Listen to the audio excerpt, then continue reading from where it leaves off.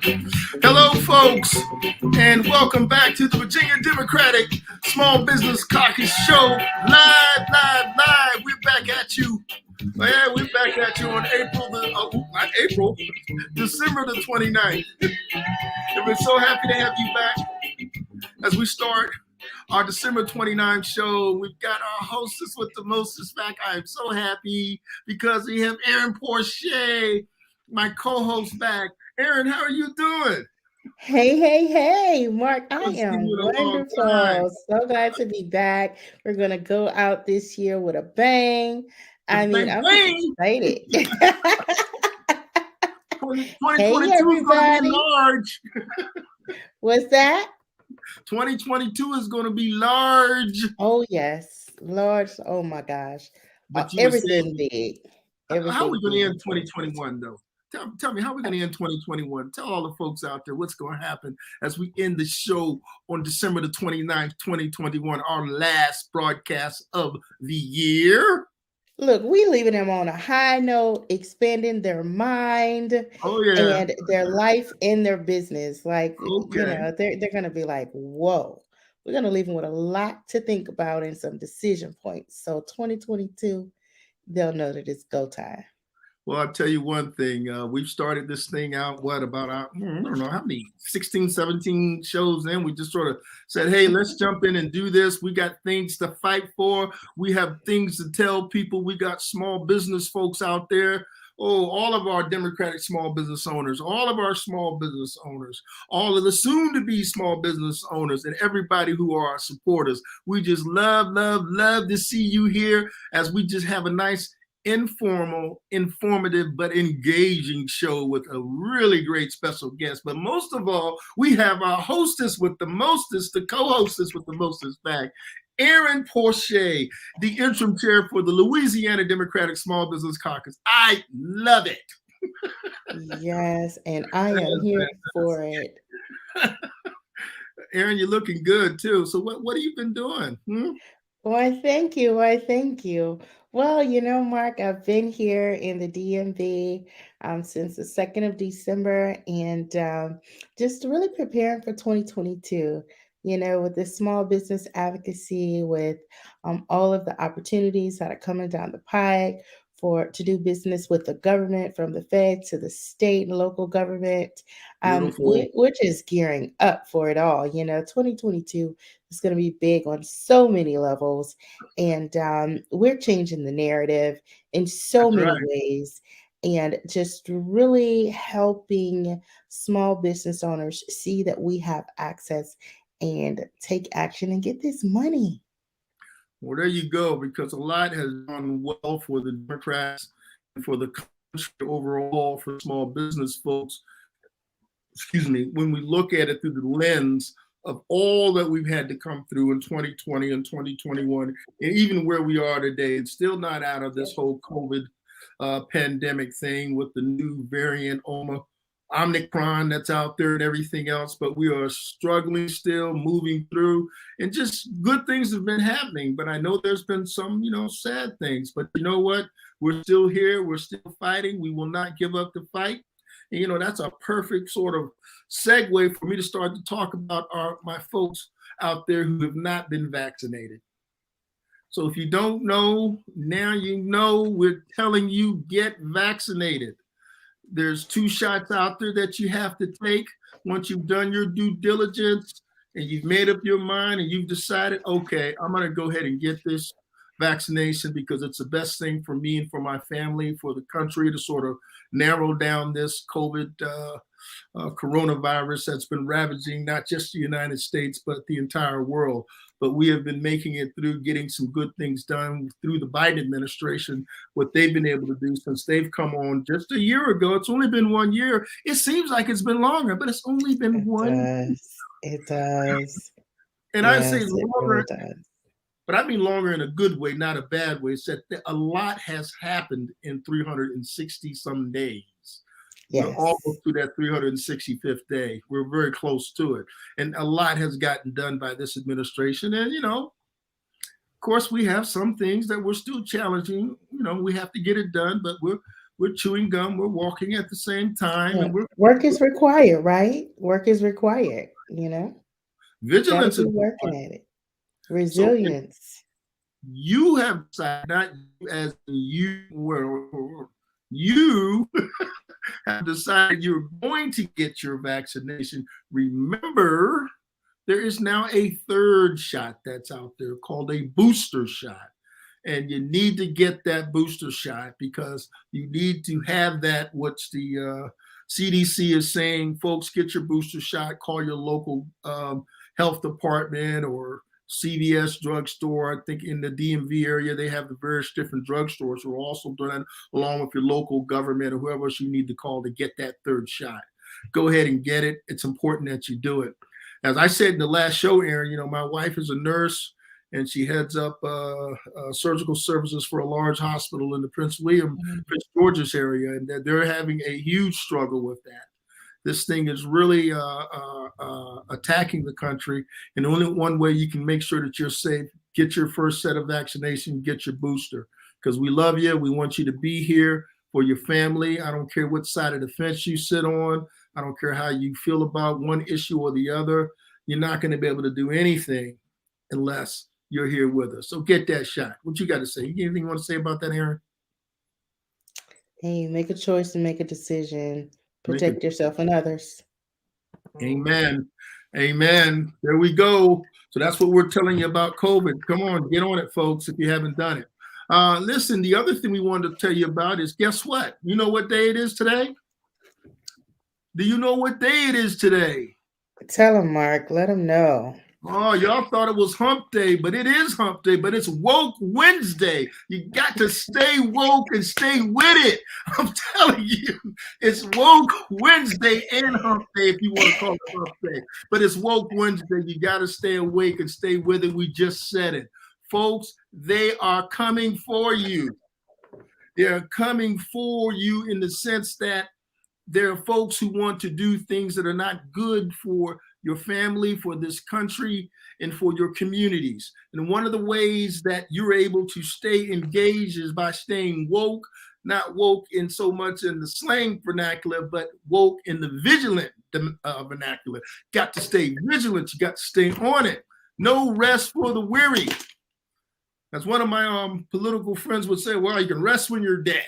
Okay. Other than that, keep going forward, folks, because we need you to stay forward because there's work to be done. And listen, you don't have to work really hard, but you just need to work steady. You just got to be vigilant and stay on it.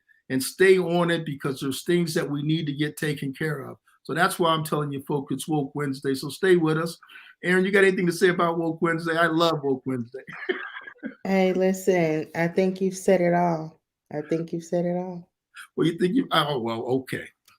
I've said it all, and I'm going to continue to say it. But you know what? We're going to talk a little bit about Virginia.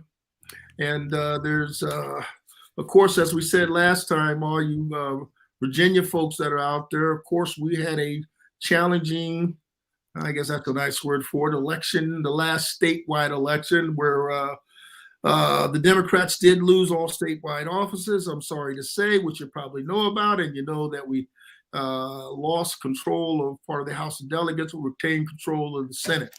But how does that affect you as a small business owner in Virginia? How does that affect you just as a regular citizen or resident here in Virginia? Some of the things that we were trying to get accomplished and continuing to work to do what we're doing from a Virginia standpoint will probably be a little bit stymied. But guess what? We still have the Senate that's out there. We still have things that we're trying to get done.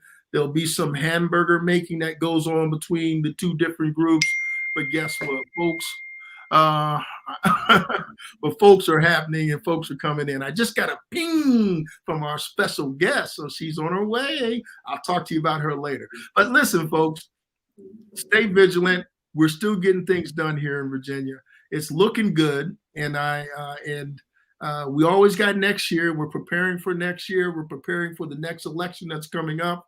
You know, in 2022, there is the House of Representatives. It's important that we stay engaged in order to keep the House of Representatives in any other elections that are coming that in the local elections that are happening in 2022. So folks, wherever you are, because we're on the internet, this is just not me talking to Virginia, but basically talking to everyone that's out there, no matter where they are in the United States or even outside of the United States. Stay vigilant as we work forward. We cannot lose the House of Representatives, but specifically here, what's happening in Virginia as the redistricting is going on. And I talked a little bit about redistricting last time. That's every 10 years, there's a census. The census goes, they count everybody. They count citizens, they count non-citizens, they count everybody per the Constitution of the United States. Once that count is done, there is redistricting that happens in what's known as congressional districts. And that's how your Congress people are apportioned, your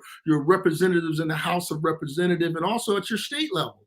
All that sort of changes based upon where the people filled out the census, who they are, where they're living, and so those sort of things that's happening in Virginia. You know, when they talk about gerrymandering, that's what they're talking about. People will change districts and draw lines and stuff where the politicians end up picking the voters instead of how it's supposed to be. The voters are supposed to be picking the politicians, not the other way around. But that's what that whole voting rights thing is all about, stopping the gerrymandering, stopping all that crazy stuff from happening. But that can't happen if you don't. I'm looking at my phone here, and I'm trying to respond to one of our guests. Okay, I see. And I'm just going to tell my special guest here, no worries, we got you. So anyway, what I'm saying to you is, you have to get out there and vote, because when you get out there and vote, you put the people in office that make the decisions on the redistricting. So you have district lines that are drawn fairly. Gerrymandering doesn't need to happen on either side of the political fence. It should be based upon where people live, where the populations grow, and have an independent, just say, let the numbers be what they are. And if there's a growth in a certain communities, let it happen. But let me tell you what happens with the bad things when we talk about gerrymandering. The bad stuff that happens is if they try to put, let's say, Democrats, and when they redraw the lines, they may draw one particular Democratic House of Representatives member out of a district. So now you don't have that person in the Congress to vote. Or they'll take two different Democrats and they'll put them in the same district. So now they're voting against each other. Either way, you lose a congressperson. So those are the sort of bad things that's happening. And with the voting rights legislation that's out there, they're looking to end that sort of discriminatory use of our system in order to take the rights of voters away from them, so they don't have a candidate to pick, or less candidates that really don't represent the real population in that particular area. It's extremely important. So in Virginia, guess what? Woke Wednesday. We got to stay woke. We got to make sure we're sliding into the House of Representatives, and that voting is going to take place in 2022, which will definitely affect the 2024 presidential election. You can't wait to get to 2024 to do something about it. You've got to do something about it right now. You have to do something about it right now by participating and doing what you need to do to make sure that there is going to be free and unfettered access to the voting polls. Taking a breath. My hostess with the mostest, co-hostess, Aaron, what do you got to say? You have anything to say about that at all? You have any opinions? I'm just trying to keep Listen, yeah, I've been looking at this redistricting, and just looking at the different moves that are occurring for just redrawing the maps, and how that's really diluting the voices of different groups in the community. And I'm just seeing how it's impacting the communities as well. It's like the politicians are just using tactics to really create a political advantage for themselves.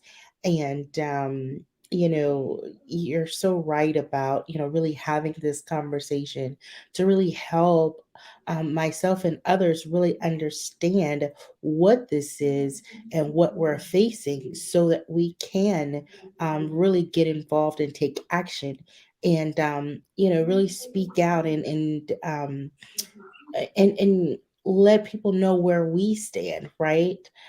So, I believe that this is vitally important to have this conversation and really just unpack, what's happening with redistricting and help define it for people so that they have a frame of reference and can do their part.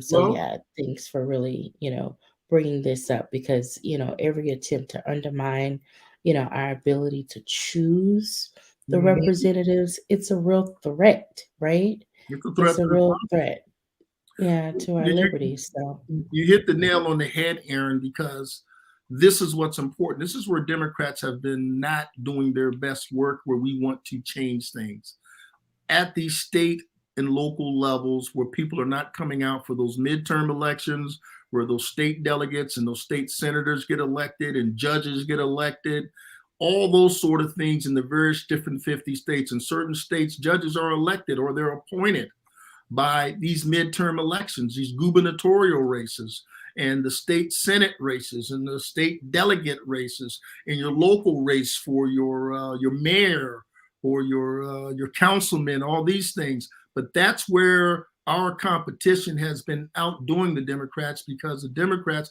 have not been vocal enough in saying, listen, thank you for coming out and voting for the presidential election. Fantastic. But we can't get what we want done if we don't control the local state houses as well, or have a significant voice there where we have some leverage, where we can't let people just run rampant over top of the democratic ideals and beliefs that we know that we need for our families and our businesses. So that's why it's important to do these things locally, which kind of brings us right back to the main gesture. I'm a one-trick pony. You see it on my shirt. It says, march on for voting rights, voting rights, voting rights. You cannot have a democracy without voting rights. Right now, those rights are being threatened. And I'm going to talk real quickly so I can come back to what I hammer on every week. Let's talk about the John Lewis Voting Rights Act, which is which has been passed in the Senate. Excuse me, which has been passed in the House of Representatives, and it's HR 4. And I'm going to bring up HR 4 right now. The John Lewis Voting Rights Act basically is trying to bring pre-clearance back to the into the 1965 law, which was knocked down in 2013 by the Supreme Court, which requires pre-clearance. So 180 days before any election, any changes that happens to any voting rules has to happen at least 180 days before an election. It's also got to get clearance through the Department of Justice, and making sure that there is no discrimination and no what I would call things that are going to stop people from having unfettered access to their voting. So everybody knows who Congressman John Lewis is. He sponsored that Voting Rights Act. It's been passed through the House of Representatives. The other thing that it is, I quickly talk about it, will be HR 1, which is the For the People Act, which even expands Voting Rights Act even more so. It basically allows people to have same-day voter registration, 2 weeks of early voting. It bans purging of any voting rolls. Like, for example, if you didn't vote in one election, they're like, all right, we'll just take your name out come next election because you didn't vote last time. Then you show up to vote and you're like, hey, what happened? How come I'm not registered? I can't vote. We decided to purge the rolls because you didn't vote last time. Sounds ridiculous, but that's what they're doing. There are over 440 laws across 43 states that are suppressing the rights of people to vote. These bills are being put in place so there will be an even playing field across all 50 states and territories of the United States where people are allowed to vote, so that each state doesn't have its own patchwork and quilt of certain crazy laws. Or example, I keep saying it every week, well, you can vote, but guess what? There's no souls to the polls. We're not going to allow any voting on Sunday. Can't have that. Oh, if somebody's waiting in line because they've reduced the number of voting polling stations, and there's, a gazillion people in line and it's sweltering heat out there, they're like, well, it's illegal for you to bring anybody any food or any water. That's ridiculous. But yes, they've passed laws saying exactly that. Or they're saying, guess what? What's one of the other crazy laws that are out there right now? Getting rid of absentee voting. All that is voting by mail. States have been voting by mail for decades. There has been no issues. We just went through a pandemic where the bulk of a lot of people, I would say almost half, I don't want to get the numbers wrong, don't quote me, but let's just say at least a third of the voters, like, we ain't coming out. We will mail in our vote. And that's exactly what they did. So, right. So this voting by mail and these other things that I'm talking about, these laws are being put in place to stop people from doing this crazy stuff. This is what they're doing. So and it's in plain sight. And what do we need to be? What's the call to action? What's the call to action, Aaron? What do we need to do? Other than say, what do we need to do? We need to call our congressperson and say, you need to pass voting rights legislation this year. We're watching, so it gets to the president's desk, so the president can sign that voting rights legislation. Because in a democracy, voting rights is like air to your body. You cannot live if you do not get air. In a democracy, if you cannot vote, you do not have a voice. That means you do not exist as far as the politicians are concerned. So make sure you do at least that. Listen, I tell people every week too, there's a gentleman out there by the name of Joe Madison. They call him the Black Eagle. And he's on Sirius XM Urban View, channel 126. Joe Madison has been out there not eating solid food for over 50 days. This guy has lost, 30, 40 pounds, and he's determined not to eat solid food until the Voting Rights Act legislation is signed into law by the President of the United States. So folks, listen, I'm not saying you have to go without food, solid food, but I am saying you can at least call your congressman and tell them, I'm watching, you need to get this legislation passed, and you need to get it done yesterday, or there will be consequences. Yes, threaten them. Okay, so what I'm telling you is make sure you do that. We can at least do that. And what other activities that you want to do, protest, whatever is necessary, do whatever is necessary. Because if you don't have voting rights, listen, you might as well, because once your voting rights are gone, you've got no say. You're just kind of like, yeah, you live here, but you've got no say in what we do. It is vitally important. I know I'm being a little hyperbolic, but the hyperbolicness is important and it's serious. I'm also joking a bit, but I'm absolutely serious about this. You've got to get out there. You've got to protect your right to vote in this country, because the policies that you need to have happen in this country all starts with your voting rights. And we're going to talk a little bit about policies and things of that nature here a little bit. But first, before I do that, Aaron, I'm going to talk a little bit about just what's going on with the White House. I'm going to share a screen. Hold on one second here, Aaron. Give me 1 minute. We got our special guest who's back waiting in the green room. Well, we're looking forward to having her on. Yes, a really special guest. But let me bring this up real quick. I'm going to share a screen here and just kind of give you a quick overview of what's been going on in the White House with the Democratic National Small Business Council. And in the Small Business Council, what did that happen, Aaron? We got a there he is. Bing, there it is. Listen, in the Small Business Council, happy holidays from the Small Business Owners Council, from the Democratic National Committee. Let's talk a little bit about what President Biden and the Democrats have done to help small businesses. We talked about the American Rescue Plan, which has been out there with $15 billion in grants to help businesses with less than 50 employees. You've got the $28 billion in grants for small independent bars and restaurants. $1.25 billion funding for live venue operation, $10 billion for states and tribal small businesses, $10.4 billion for agricultural food sectors, another $5 billion for socially disadvantaged farmers, and as well as PPE equipment and other things. I'm talking a little bit quickly as I just go through this.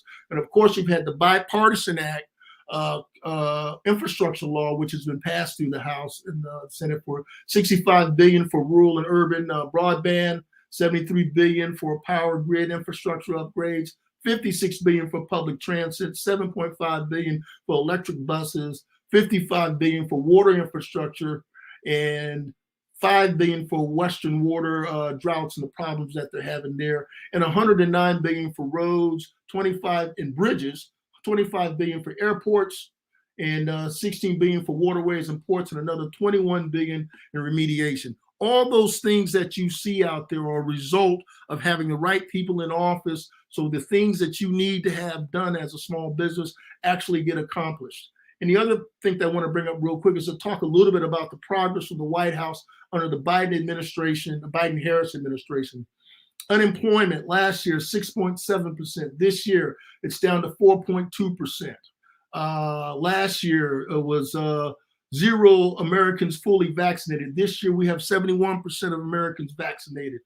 People employed, 142 million employed, 148 million people employed. Total retail sales, 549 billion last year. This year, 638 billion. So I guess what I really want to say to folks is we are out here getting it done, but the job's not over, because there's other things that need to be done with the human infrastructure piece that has not been passed at this point, which things that we need to get done for small businesses still. There's more out there because you have kids out there and adults out there who have college loans, which have not been addressed.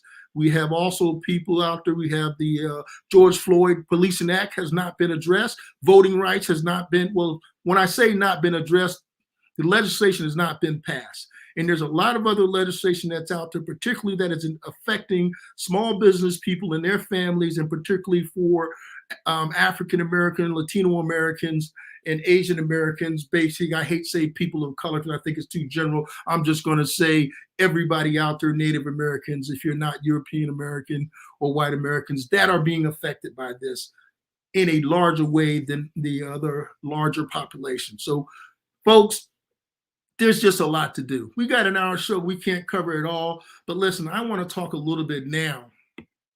And go ahead and bring up her chart for our special guest that we have coming on. I want to introduce and just tell folks a little bit about Dasheeda Dawson.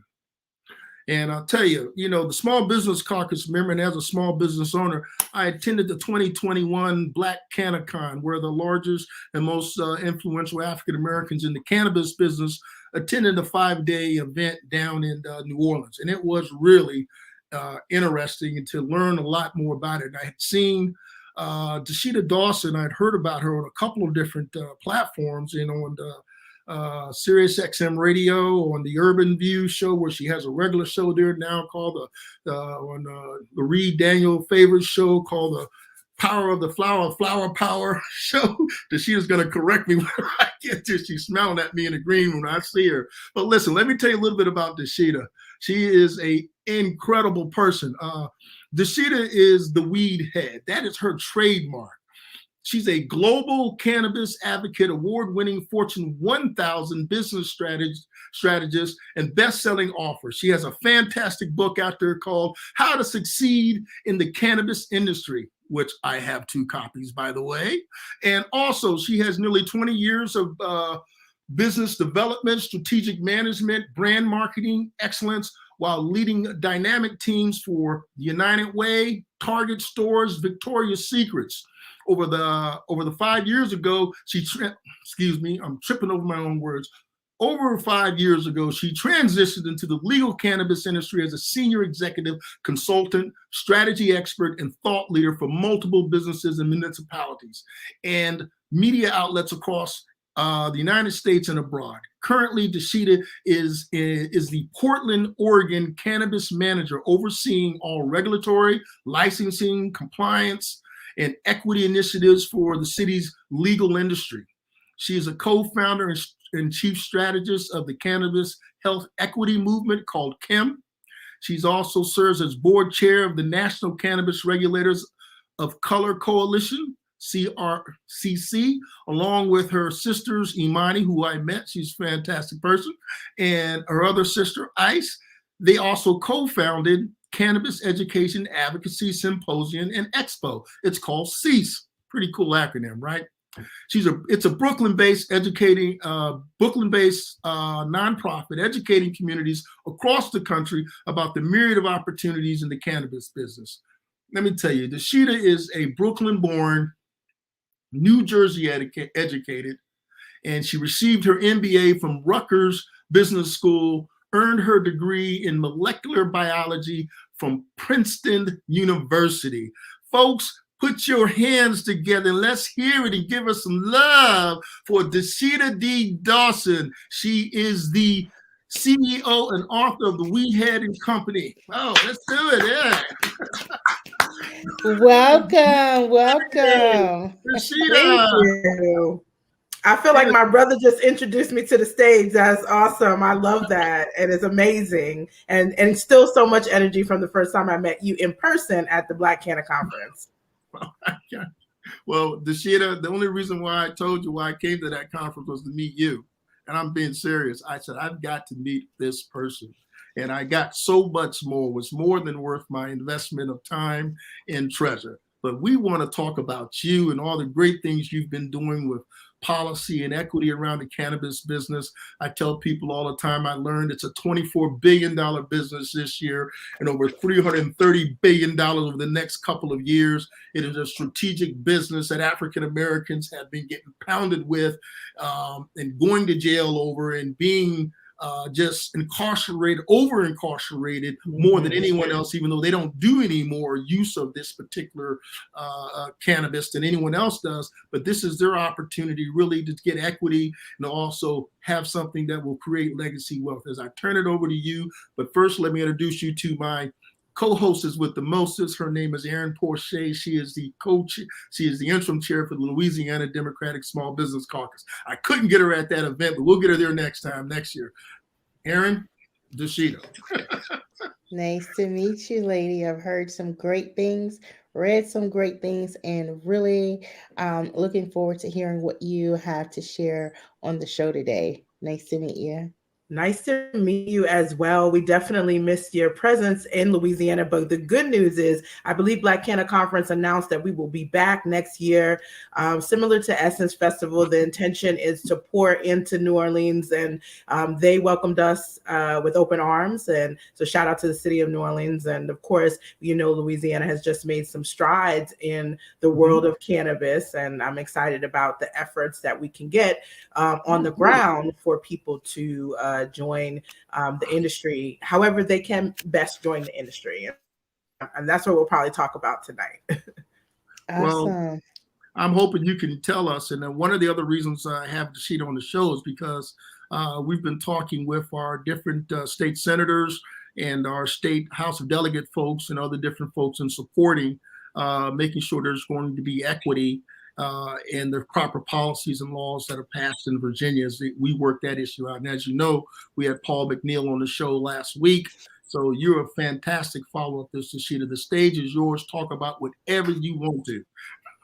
I'm going to take a sip of my drink, which is just ginger tea, because of course everyone is talking about COVID. So I appreciate that I'm able to meet you guys on a digital space. So like Mark said, honestly, I really came into the industry as what I dubbed a corporate to cannabis crossover. I got in primarily after a, really big change, and my mother unfortunately passed away. And that really made me think about, well, if I only have 24 more years, which is 24 years older than I am, just barely 60. If I only have that much time, am I really getting the fulfillment out of the efforts that I'm making? Like you said, I'd work for actually Fortune 100 companies like a Target. And to be perfectly honest, I was making them a lot of money. And I know many of your listeners are probably the same way, where they have had that corporate experience, but also are entrepreneurs with their side hustle that they hope to make a viable small business. Well, I transitioned out by moving to the West Coast and becoming a cannabis patient.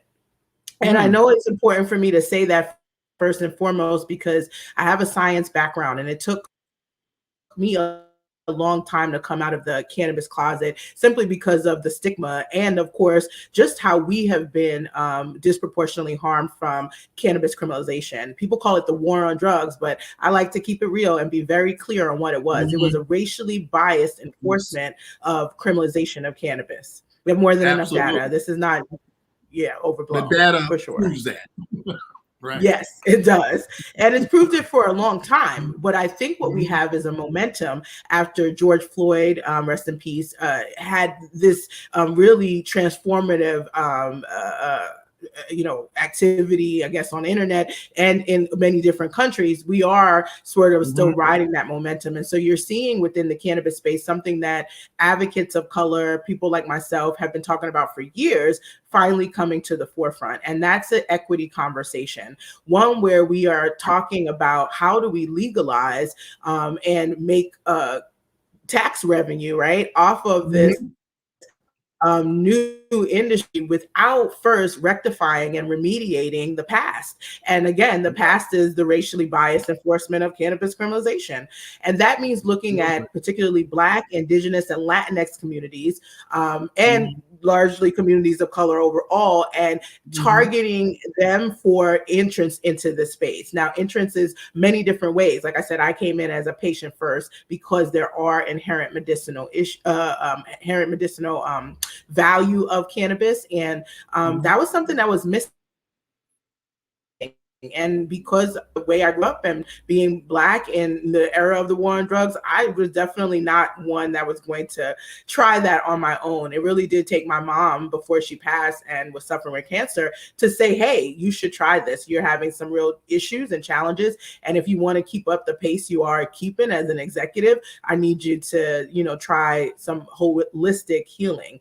And so in addition to cannabis, she introduced me to a lot of different things. And then I put my scientific hat on and realized that we were missing a large part of the history of how cannabis has been used as a medicine. So before it was criminalized, it was part of, the American prescriptive pharmacopoeia, right? It was what doctors prescribed. And even before that, hemp, which is part of the cannabis genus, was something that only really slaves grew. They called it the N-word crop during that 1800 period, and it helped make America a very rich country. So we're not even just talking about repairing the harm of the last 50 years. We have to go back even to the beginning of America's quote unquote independence and how they were able to get it. And it was not cotton, it was actually hemp that slaves grew.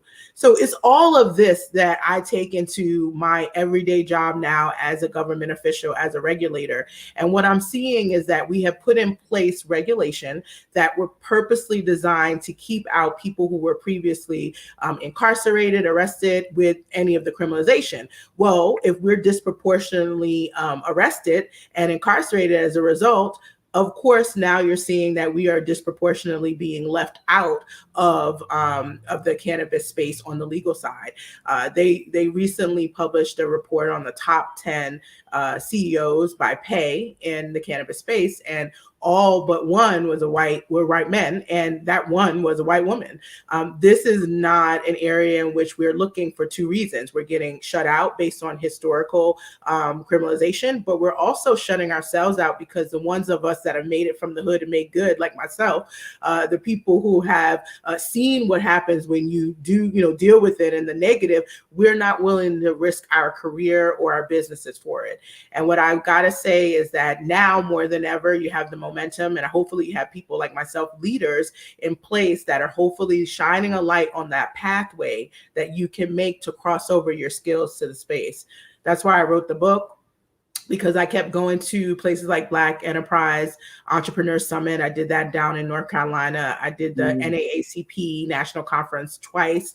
And I found that there was just a real dearth of interest and information specifically around cannabis science, but also what was happening with the social justice aspects. And when they heard about it, they were wanting to find out more and to take action. And so the workbook really just allows people to work through that themselves while creating their own personal strategy. And it's purposefully simple because the industry itself is extremely complicated and can be very frustrating, but it's important that people learn it. And I wanted to make sure that they'd have a way to create a plan. The number one thing that I encourage people to do is look at what you're currently doing in your everyday or in your small business and see see if you can take advantage of being able to add a vertical or add a side hustle that you love, or that you're already involved in, that takes advantage of what's happening with cannabis on the hemp and the high THC or marijuana side. And so that means looking at the whole landscape. And so if you're in a state where, by the way, hemp is legal because it's federally legal, right?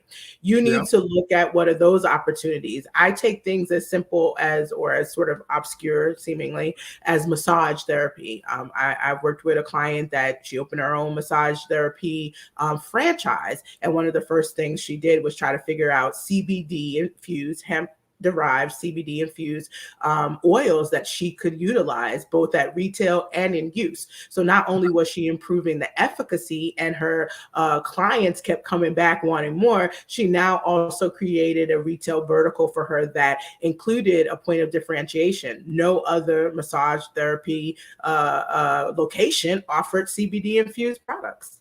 And so it's those simple thoughts that the book helps illuminate, but that's what I really get a passion for, is that how do we figure out what we're currently doing, are already, passionate about our plans, and see where can this industry actually help improve that revenue source or add a revenue stream, or where can you add thought leadership and value. Like I said, I came in with strategic and management consulting capabilities, and I went to work right away, working with a lot of different clients, not just the ones touching the plant. The government was a client for a long time, trying to figure out this puzzle of how to regulate with strategy to keep a market actually successful.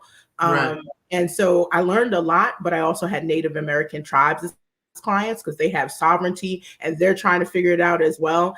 And it really taught me about the opportunity we have to create economic development in a much larger way, particularly when we use public and private partnerships to build out the industry in urban and rural areas, particularly. So I'm excited about that because I think that that's the area where I'm excited. I told you, Erin. And I'm excited. Yes. She's just getting started.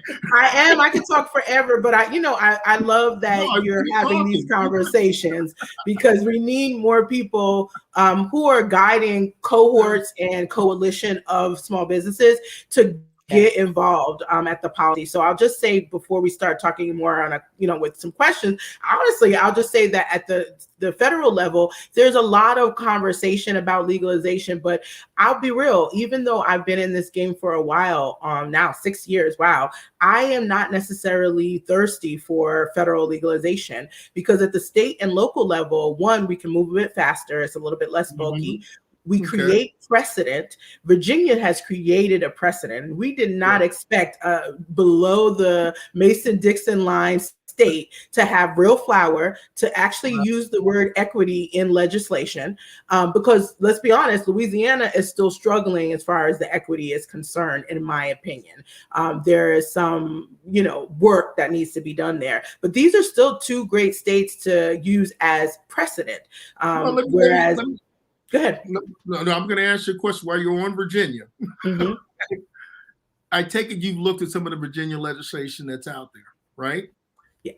Right now in Virginia, it's legal to have, I believe, up to 2 ounces on you in your home, or you can have up to so many plants. And then there was also the CBD part, which was already legal in Virginia, dealing with the hemp piece.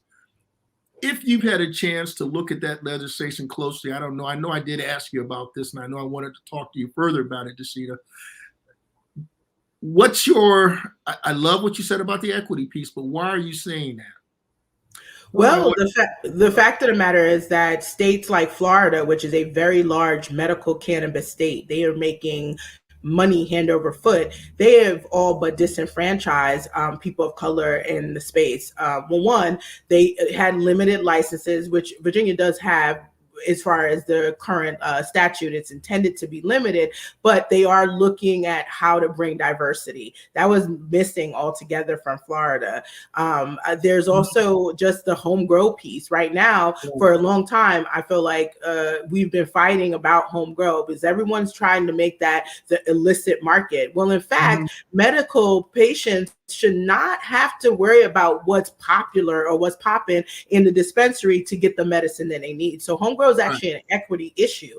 And the fact that this is a state in the South that has said, hey, it's okay to grow your own, is a big deal. It's a big precedent for the South. It's something that we can take to Texas, to Louisiana, to Georgia, to Tennessee, states that are making conversations happen now. We know we have an uphill battle, but the number one pushback that you get when you're trying to put in new policies, new legislation is, well, we haven't done that before. The government is so risk averse. And and guess what? The government has never really done before social equity. And so when you try to pose it as the potential way to go with this new industry, the first thing you hear is, well, we haven't done that before. And so so that's why I get excited about what Virginia has done. I would also say, notwithstanding the new governor, right? Because that was a little bit like that threw a wrench in it. We don't know what's going to happen because this program is at the pleasure of the governor, right? Based on the way the statute is set up. But they did have a very open process in terms of appointments and hiring for the staff.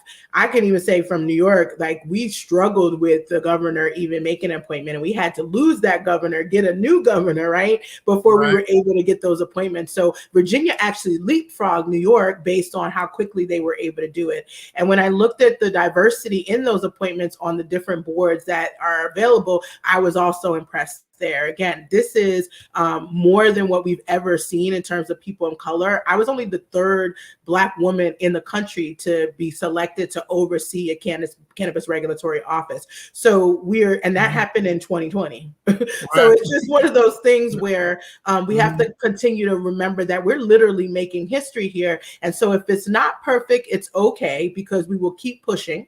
We're not letting up. And I definitely am a proponent of also not settling. So riding the momentum. So if it means we can grab another yard, we keep in and we lean in to do so. But it also means taking what we're doing in one state and bringing it over to the other. So I do think it's great that y'all are here, Virginia and Louisiana, on this conversation together.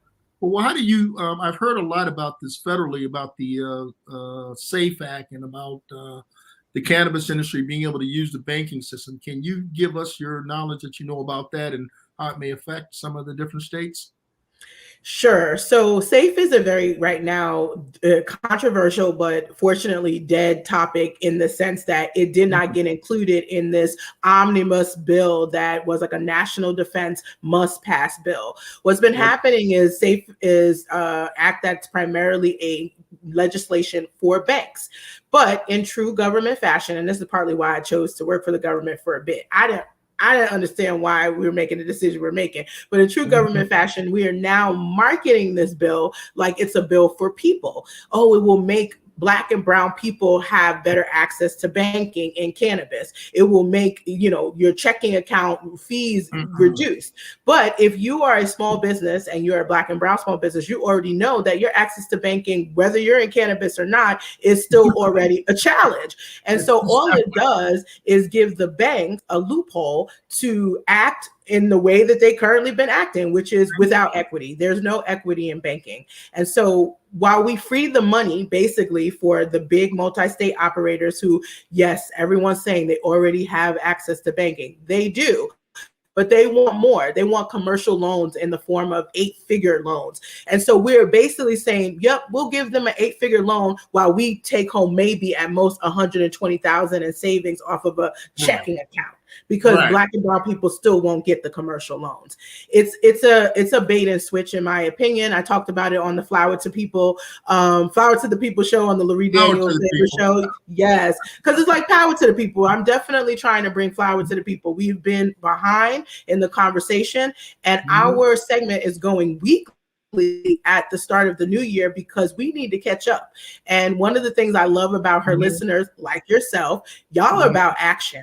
No, We the are fact about that you action. showed up and you said, I heard you and I have come to the call to action, that's what I need. And so when I found that it's not just you, there are many people who reach out, and I shout out to Laurie Daniels for recognizing the need. I said, I have to figure out how I get on there weekly, because I feel like I am training soldiers that in their individual battlegrounds, they got to get ready, and they got to get ready with real talk, not this sort of 2 million listeners daily. Yes. Right. And not fluffy talk. I'm controversial, I know, to some degree, but it is real talk. I want people to be successful at the end of the day. And so I'll tell you my real opinion. And thankfully, because of the role that I have at the city of Portland, and shout out to the city council there, they have given me the ability to be a thought leader. They've given me that runway, even more so than the East Coast. And so what I do is I work very closely with private entities to ensure, again, mostly nonprofit and community-based entities, to ensure we are setting a precedent on what local government can do with public-private partnership. And then I take myself back to Brooklyn or back to the East Coast or to Virginia or to Louisiana, and I testify as a cannabis regulator. And I also do so with other regulators of color who helped form the CRCC, because we were missing our voice, right? We are all focused on equity-centered legalization, and we're implementing it. And we're also fixing the mistakes of the past. If anybody can help guide states and localities about how to go about doing this with equity, we can. Well, that's one of the reasons I also wanted to ask you about the legislation in Virginia as far as the equity piece. Does it have the financial piece, the fundraising, the ability to raise capital or to be given access to capital in the Virginia legislation? I don't believe that it not does. yet, no. But here's the catch-22. What Virginia could do is perhaps not require so many hoops to be jumped through to also lower the barrier. So equity has to be an inside-outside game. Yes, we need to provide capital for Black and brown businesses, because as we just said, whether they have safe banking or not, the banks are not equity centered, and they have not been forever, right, in America. And so it's something that we're going to have to overcome. But one of the other challenges I find that the industry creates, if we create it as a regulating office or body, is we put all the hoops and the hurdles in place. In Georgia, you literally had to submit an application to prove you can put your flower and your crop in like a maximum security prison, essentially, based on how much security and or bonds that it needed on the building. But there's already legacy crop out there. So what are they doing? That's not stopping. They're over regulating, and that to me comes from a residual, what I call war on drugs kind of mentality. It also comes from picking people, selecting people, appointing people to lead these offices that are previously law enforcement. I'm a previous businesswoman. So if nothing else, I'm going to make this a very successful market for the city of Portland. And they know that it's going to be good revenue coming in. It's going to be a good return on equity investment, because that revenue is going to go back to our communities. But also the businesses in Portland need to be thriving too for that to happen. But your bar to entry, you don't have a bar to entry in Oregon. I think I read that it was like $2,500 to get a license. $2,500. We do not have a cap on licenses. We watch them, certainly. And the state level can also slow us down. They had a 2-year moratorium on one of the producer licenses. And that to me is because of the state's inefficiencies. And I call it what I see it. But at a local level, we've been actually moving faster than the state as it pertains to equity. $2,500 is the maximum you will pay, but we also have a fee reduced program that we used to call social equity. I made them change that right away, because that's not social equity. It's not a program. It is fairness and policy and regulation. It's not a thing. It's something that we have to be actively doing in policy. And actually it's supposed to be in everything, not just cannabis policy, but cannabis policy is so easy for you to understand. Because you know the history of its criminalization, but it should be everywhere. It should be ubiquitous. It ought to be the same thing in government contracting. There's so many similarities with the African-American experience for federal contracting. You can take cannabis out and just put in anything else as far as government contracting and the ability to do the things and having the equity piece. We haven't achieved that yet in what's legal. So this is a good opportunity where you have this new market where you can put that in, then you can point back from the federal contracting side, say, here, look at what we're doing here. Don't you think you could have more people being successful in federal contracting if you did these same sort of things, and have the Federal Acquisition Register change, new laws passed, new U.S. code passed that affects that. So you know you can go either way. But can I just add really? Can I add to what you're just saying? Sometimes we also only look at the equity piece on one side. For example, in both Virginia and Louisiana, same as in Oregon, not only do we get cannabis tax revenue that could go back to the communities of color and can be funding for small businesses and organizations and nonprofits in the communities that have been most harmed. On the other side of things, many of these offices have multiple millions of dollars in procurement contracts just to service the Office of Cannabis Management. That also needs to be equity in its approach. And that is something that I've been talking about. Once I took over, I saw that. Yes. So yes, for anybody listening, if you offer marketing services, communications, anything really, strategy, data analysis, equity verification, that's a big bottleneck. These are the type of services that do not require you to know how to grow anybody's weed. It requires you to know project management and business, and they have procurement requirements too. Well, you telling nothing but facts there. That's just facts. And getting this sort of word out to people, the reason why I talk about this, and I'm so glad that you're on the show, Dasheeda, I'd love to be able to have you when we have a comment section, and when I start to talk to other folks, I don't know how they do it and how you do your business, but we'd love to have you come down or either appear virtually somehow to comment on some of these things that are affecting some of this legislation. Because I know some of the things you've talked about, they don't have in the Virginia legislation. And these are the sort of things that I want to make sure that they hear from a distinguished and a well-seasoned voice and people who've been in this industry for a while to say, here's how it's been successful. Here's some things you may want to try. Because I hear California, even though they came out the gate first, they had a lot of issues, right? They still do. And they still do. Yes. Okay. I mean, right now, Oakland is seeing people who are technically equity designated businesses be in a lot of issues related to loans that they thought were grants, and now the government is calling back the loans. It is a mess. They're asking for amnesty from the taxes to be able to deal with the emergencies that have happened over the last few years, wildfires and robberies. Government has not really taken care of the programs that they've created. And that's because the policies themselves have not been equitable. And right, so that's already, we don't have social equity if the policy is messed up. But now they're trying to, they kind of create these little rider programs that's supposed to be like, oh, this policy is messed up, but this rider program will get you over the rough terrain. And it's backfiring because now years later, we're seeing it's actually not getting some of these businesses over the rough terrain. It's not enough. So again, inside outside game, the government's going to have to change its policy. And one of the things I just implemented that I have to give a shout out to is a Cannabis Emergency Relief Fund. And that is the first of its kind, where I'm taking cannabis tax revenue and I'm giving that back to the businesses that have been struggling since robberies, COVID. There was no emergency relief given to cannabis companies because of the federal illegalities. So this is fiscally responsible. These are the companies that are making sure we have cannabis tax revenue. But you're saying this can be done at a state municipal level, how you're able to do that as a compliance officer for Oregon, for Portland. Yes, I definitely think that's where we can move the fastest, and we can show the federal government, hey, at the federal level, whatever cannabis tax revenue you get, by the way, they do get revenue already. But once they really open up, they'll get even more. This should be prioritized in this way.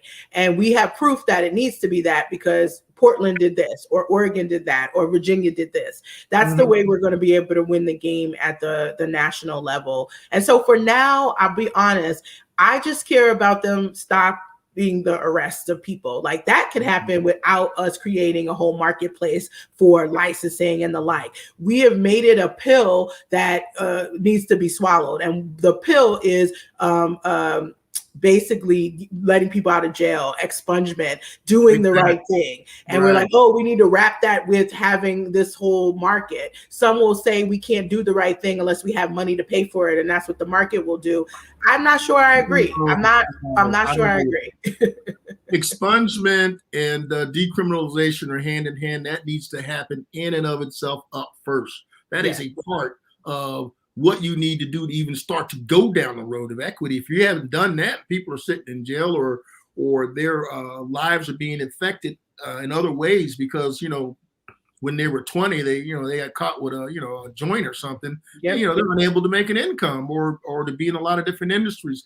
Those sort of things need to be rectified. And one of the things that I saw while I was there was even the nursing with the nurses and that whole industry where people have policies that are out there for licensing and other different things where people need to make sure, and that has nothing really to do with the industry, but that expungement really does help people to be able to work in their careers and to do the sort of jobs and things that they've been trained for. So all those sorts of things need to be talked about. Let me ask you this. We're getting at the end of our hour here, but let me ask you, what is the most important thing that you think right now that one needs to be done in this business and what people need to know? And two, the second thing that I want to ask you is, what is your personal project that you think is, whether it's in this industry or out of this industry, that you think really needs to get done, the thing that really drives you, what you would do if you were queen for the day?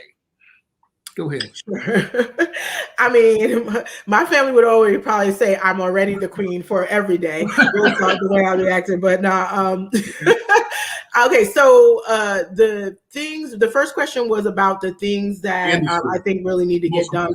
I really feel like I want people, especially Black people, Indigenous folks, people of color, learn the science behind cannabis. Understand that we all have an endocannabinoid system. It is actually the largest body of receptors in our entire human body, and yet we don't learn about it in medical school. And so it's really important to understand that we're missing some really important facets of how cannabis works or why we even feel good when you consume it. Also know that cannabis is not a one size fits all. It's not a monolithic thing. It literally is a whole genus of a plant, which means that there are many different strains, many different cultivars, whichever one you call it, and they all have their own chemical varieties or chemovars, and they would impact your body differently.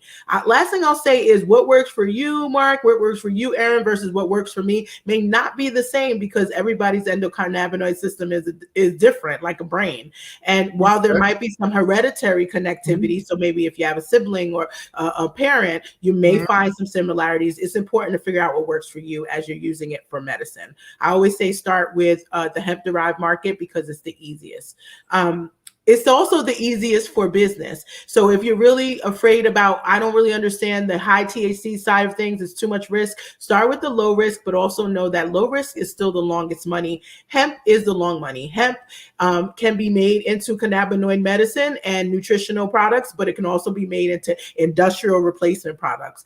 Remember that it was made illegal because DuPont and Hearst, plastic and paper, did not want the competition. And guess what? It is competition. Right? It's competition for the ecosystem piece of it, but also for the money. So look at it in the long run and look at it in the way that you can go in with the low risk. Those are the two most important things when I think about it from a business standpoint. There's a question Aaron asked about the relationship between the regulators and the legislators, and really truly legislators are the first stop when you want law change, right? They basically need to be re-educated. They think the same thing we all think, which is weed is bad, war on drugs, all of that indoctrination needs to be undone. And so when you are working as advocate, make sure that all of your materials are training on them on everything I just said. A lot of legislators don't even know that hemp is cannabis too. And so just saying that also opens up their eyes. Once it becomes law, right? That's the legislator's job. Then the regulators take over. My job is to create policies that are aligned with the law. The policies are things that can be changed pretty regularly. Our administrative policies can be updated every year. I would say even more if we got pushed to do so. But law, once it's in statute, there's a lot more difficulty with changing it. So I would say less is more, right? So you can make sure the law is equitable, make sure it's not going to be crazy to deal with, but a lot of effort behind who your regulators are and the policies that get created can also impact equity and how it's implemented. So I would say legislators make the law, regulators enforce it, in quotes. And I use the word facilitate better because we don't want to enforce it, or we want to facilitate. Most definitely. Thank you so much for just really breaking down the relationship between the regulators and the legislators. I think that, what you've uncovered is that there is a lack of education for those that are making the law. And, even in saying that, it's like, okay, well, who is educating the legislators? And then, at what point do the legislators engage with the regulators, right? So, of course, this conversation can continue and go in so many directions, but I'd love to continue this conversation because you're right. Just getting the information out there and really just demystifying,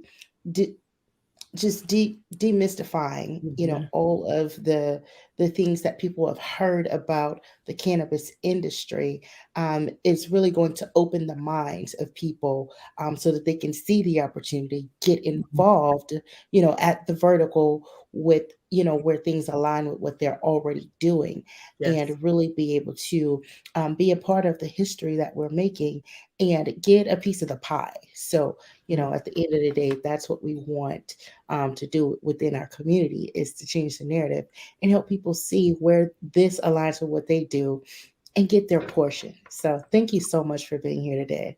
Well, Dasheeda, it has definitely been a pleasure. And I'm going to ask you one last thing. Queen for a day, what do you want done? Did you answer that question already? I did not. And what I will say is this is really what I am in it for, which is an ability to drive health equity for all. The fact of the matter is cannabis is medicine first and always, and it also has the ability to heal the earth. I mean, hemp is something that you can use for soil remediation. You can replace things that are burdensome on the earth like paper and plastics with hemp-derived products. And so I see sort of a utopia in the future. It's probably across the diaspora. I'm already talking to Africa as a result, countries in Africa as a result of what I'm doing about how do we leverage all of the ancient history and knowledge of cannabis to improve the way we live, our environmental and our social and governing experiences. And particularly, I want it for everyone, but in particular, I am doing this for my tribe, and that is Black and brown people who have suffered the most from the criminalization. So Queen for the day, that's what we get. Kemet, Sankofa, I understand. I'm with you on that. I'm already down that road too. And listeners, we're talking about this because all small businesses out there have an opportunity to be involved in this industry. And that's a fantastic thing. But particularly we as African Americans have a special interest in what we need to do to make sure that we get our piece of the rock too. Okay, so listen, I'm going to have you back, Dasheeda. I hope you will come back another time. Of course. Let's keep the conversation going. It was such a pleasure to meet you in person, and I thank you guys for doing this work. Well, hold on a minute. We're not going to put you back in the green room, but don't go away because we're about to end the show as we do every time with a little bit of Bob. Oh, yeah. Let me tell you, Virginia Democratic Small Business Caucus owners, show people, everybody, we're happy to see you. And thanks again being here, the Virginia Democratic Small Business Caucus show live. We've just had Dasheeda Dawson and my co-hostess with the mostest, Aaron Porche. We'll see you all next week. Love y'all.